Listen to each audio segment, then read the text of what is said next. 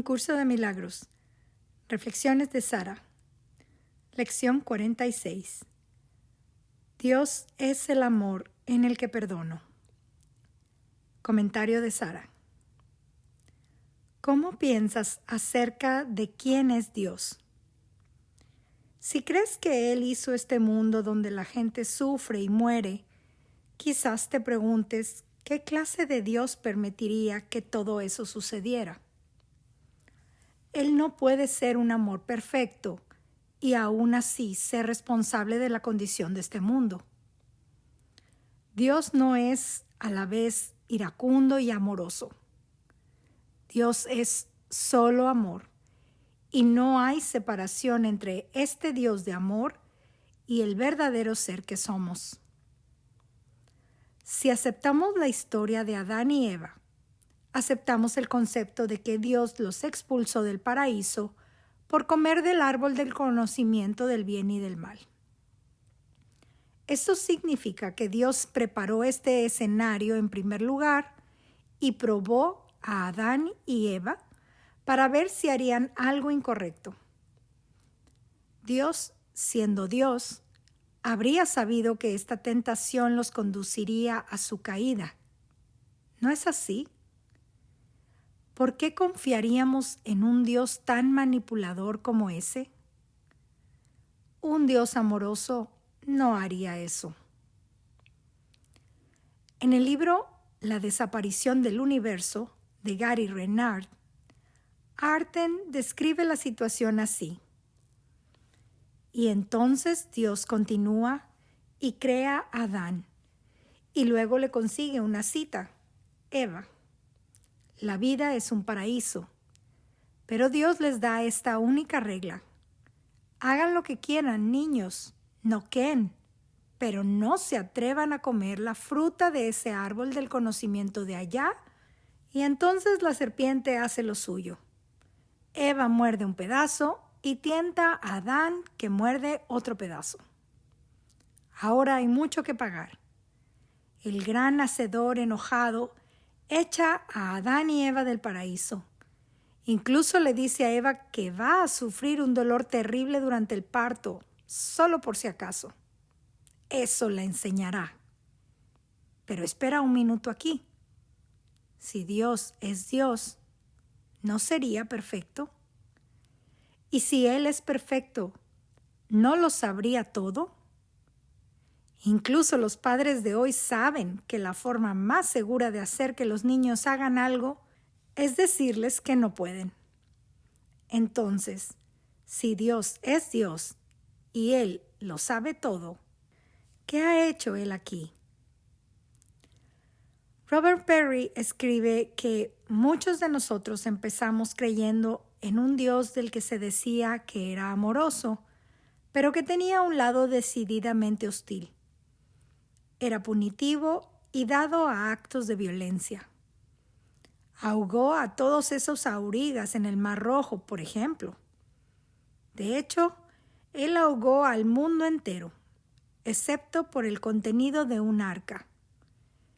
Hizo asesinar brutalmente a su propio hijo para apaciguar su ira.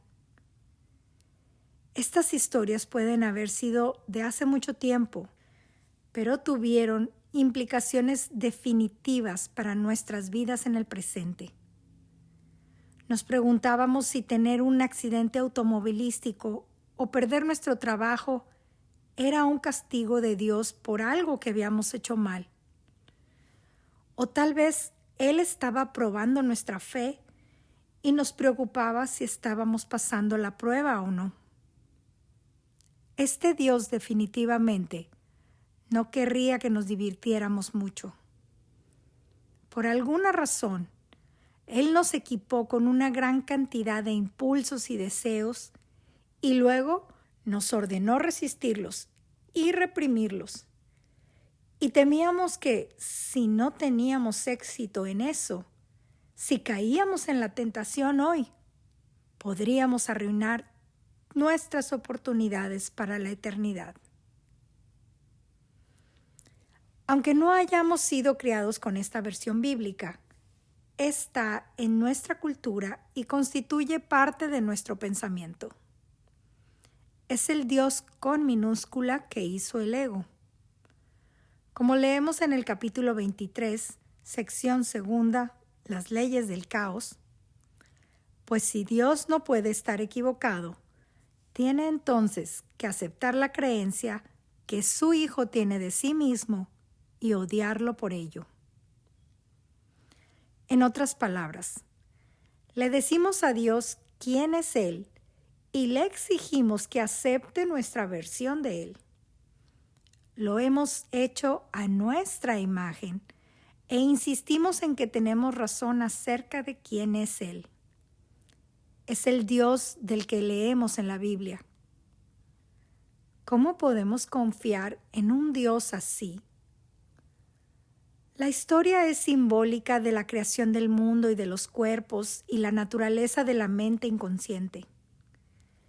En el curso, la historia concluye con la afirmación de que en ninguna parte dice que cuando Adán se durmió, alguna vez despertó. Esto es un símbolo de la mente que se ha quedado dormida y aún no se ha despertado. Pero ahora estamos en el camino del despertar y en este proceso damos los pequeños pasos cada día que prescribe el curso, como una forma de recordar quiénes somos realmente como seres espirituales. Ahora estamos llamados a mirar nuestra relación con Dios y quién creemos que es. Esta lección afirma que Dios nunca ha condenado. Él no es el Dios vengativo, castigador y enojado que hemos hecho que sea. Él no nos trae lecciones. Él no nos trae sufrimiento por nuestro propio bien. Él es solo amor. No necesitamos su perdón porque Él nunca ha condenado, contrario a la historia de Adán y Eva. En la historia de la vida de C.S. Lewis, tal como se presenta en la película Shadowlands, Tierra de Sombras, él cuestiona cómo un Dios amoroso traería todo el sufrimiento a la vida de las personas. Refleja la visión generalmente sostenida de Dios que trae lecciones y nos hace sufrir por nuestro propio bien y para construir nuestro carácter. Esta es realmente una perspectiva retorcida de un Dios amoroso. Solo nuestra mente errada, con toda su culpa, crea sufrimiento. En esta lección se nos muestra la salida. Jesús nos muestra cómo podemos aprender a perdonarnos a nosotros mismos y así reconocer: Dios es el amor con el que me amo a mí mismo. Lección 46. Miremos más de cerca esta lección para comprender cómo podemos aplicarla a nuestras vidas como parte de nuestro despertar a la verdad de quiénes somos. En esta lección se nos presenta una nueva forma de ver al perdón. Vemos que el perdón no es algo que necesitamos de Dios porque Él nunca nos ha condenado.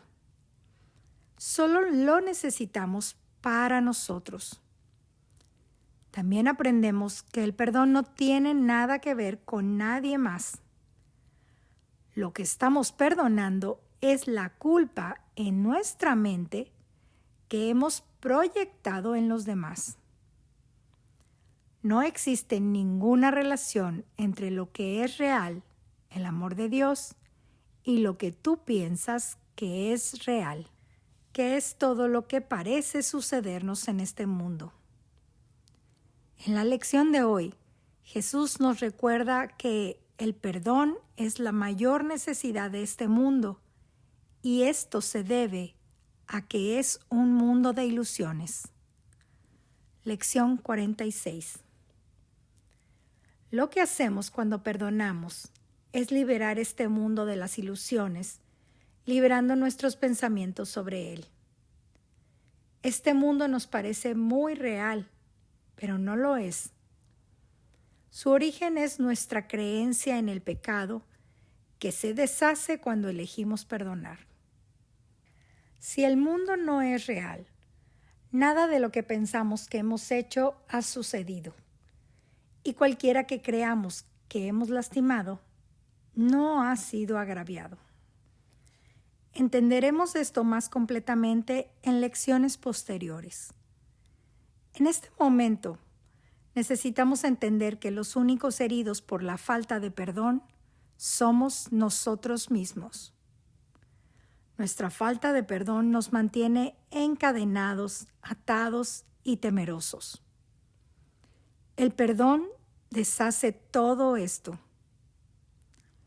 Esta lección dice que el miedo es lo que ha producido todas nuestras ilusiones. El miedo condena y el amor perdona. El perdón, pues, deshace lo que el miedo ha producido y lleva de nuevo a la mente a la conciencia de Dios. Por esta razón, el perdón puede llamársele verdaderamente salvación. Es el medio a través del cual desaparecen las ilusiones. Lección 46. El perdón deshace el miedo y el odio, retenidos en nuestro sistema de creencias erróneo. Cuando el miedo y el odio se deshacen, todo lo que queda es amor.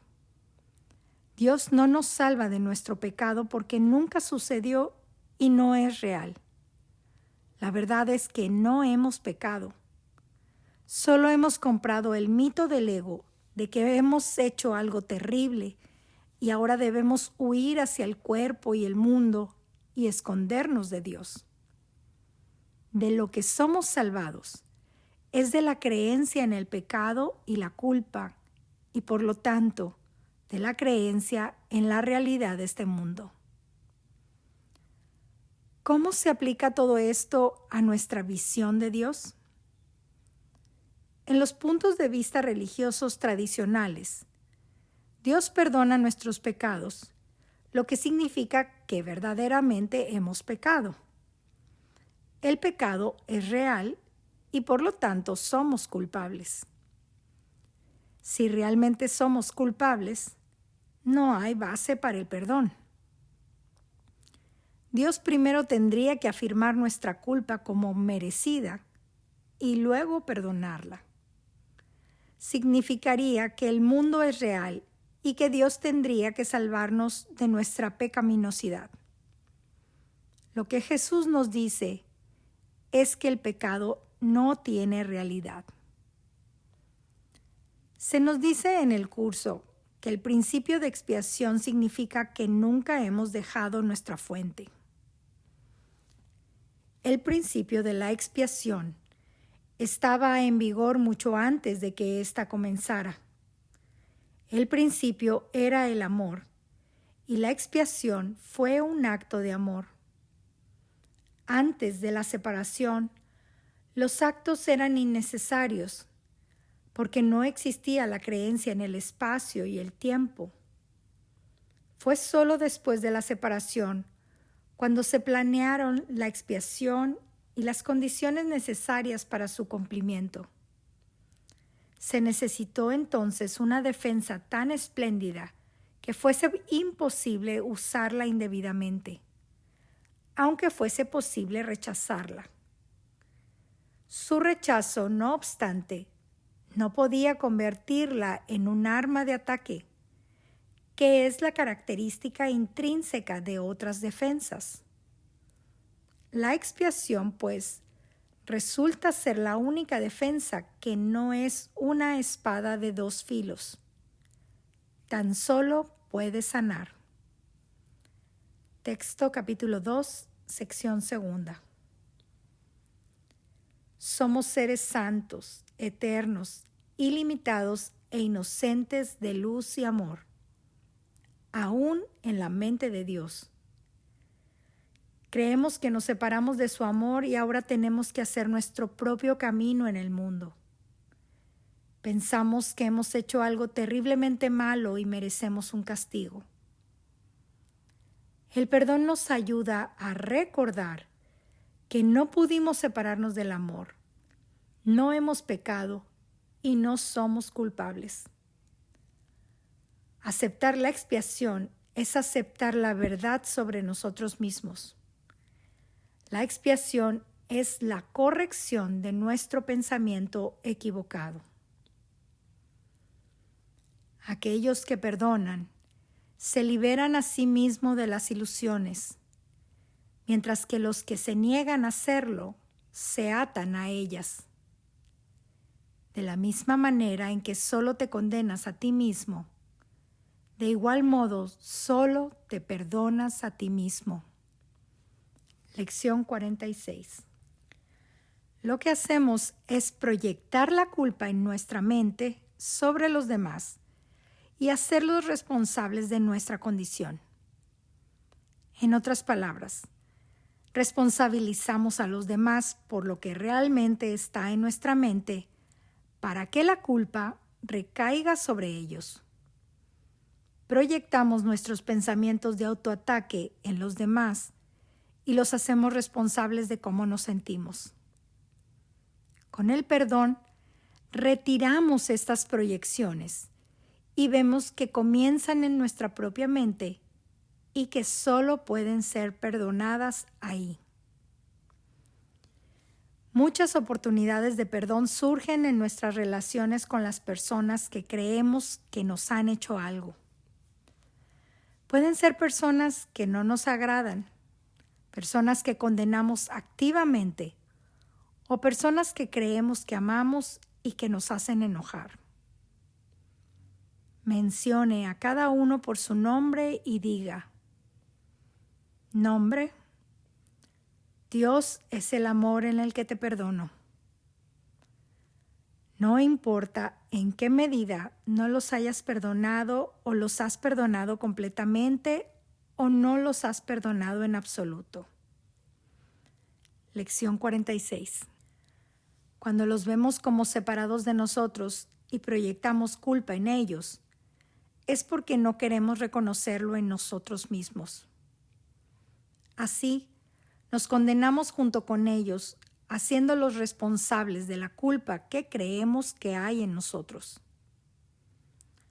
Hacemos esto porque somos incapaces de aceptar la carga de la culpa en nosotros mismos y no queremos asumir la responsabilidad por ello.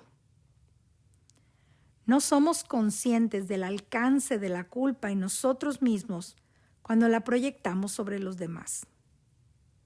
Cuando estamos dispuestos a asumir la responsabilidad de nuestras proyecciones, nos ponemos en una posición en la que ahora podemos ver la culpa que los demás nos reflejan. Sin este reflejo, no seríamos capaces de verlo en nosotros mismos. Solo cuando nos liberamos de la culpa, asumiendo la responsabilidad por ella, podemos saber la verdad de que ya estamos perdonados. Cuando la culpa se libera de nuestra propia mente a través del perdón, experimentamos la luz de nuestro ser. Reconocemos hoy la verdad de que Dios es el amor en el que me amo a mí mismo. No puedo ser culpable porque soy un hijo de Dios y ya he sido perdonado. Lección 46. Cuando tenemos ira hacia alguien, estamos cargados con una pesada capa de culpa. Soltar esto es verdaderamente algo liberador que nos bendice. Todos hemos experimentado este tipo de liberación y la alegría que proviene de dejar ir nuestra ira y nuestro odio. Es solo nuestra propia autocondena la que proyectamos sobre los demás. Por lo tanto, siempre nos perdonamos a nosotros mismos. Todos son un espejo que refleja lo que hay en nuestra mente. A través del perdón, asumimos la responsabilidad de nuestras proyecciones y vemos la culpa y el odio hacia nosotros mismos que hay en nuestra propia mente. Reconocemos que no hay nadie allá afuera, entre comillas. El propósito de la primera fase de los periodos de práctica de hoy es colocarte en una posición desde la que puedes perdonarte a ti mismo. Lección 46. Hoy damos un paso importante en este proceso y nos recordamos que nos estamos liberando del pensamiento del mundo, de la ilusión de que lo que experimentamos en el mundo es real y de los pensamientos y creencias que nos mantienen en el infierno. Vamos juntos, tú y yo, ya sea en la esclavitud o en la libertad. Uno trae soledad continua, depresión, ira y tristeza. Y el otro trae la paz, la conexión, el gozo y la libertad de Dios. La práctica de hoy involucra traer nuestros resentimientos, juicios, ira, frustraciones y especialismo a la luz del amor de Dios en nuestra mente. Cuando estamos dispuestos a llevar nuestras proyecciones al Espíritu Santo, Él las disipa. Amor y bendiciones, Sara.